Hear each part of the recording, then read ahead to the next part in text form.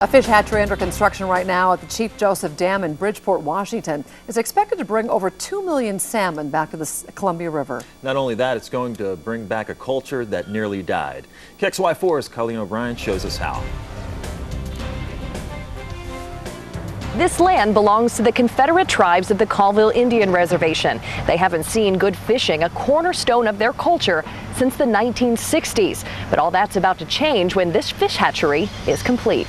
This is called the dip net. The scaffolding is how Joe Peon's ancestors used to fish. He grew up here, but never learned to use a dip net because there aren't enough fish to catch. Probably 10 years ago, 5 years ago, when we said we didn't have enough salmon to meet those needs.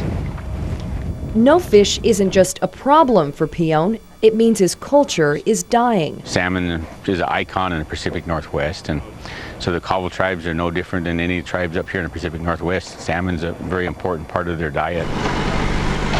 But today there's hope through all of this noisy construction.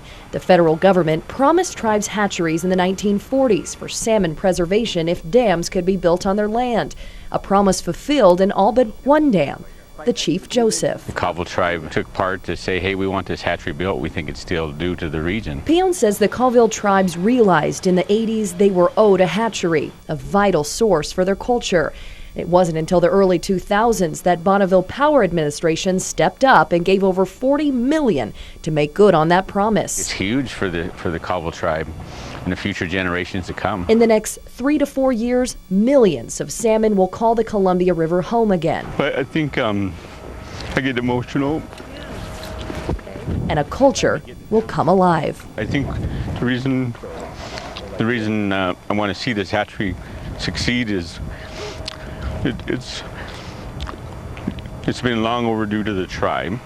It's been long overdue to the Pacific Northwest. This project, as you can see, is still about a year out from completion, but once it's done, the Colville tribes will no longer have to worry about the sustainability of their culture or where they're going to get salmon. And for Bonneville, it's making good on a decades-old promise. At the Chief Joseph Dam, Colleen O'Brien, KXLY4 HD News.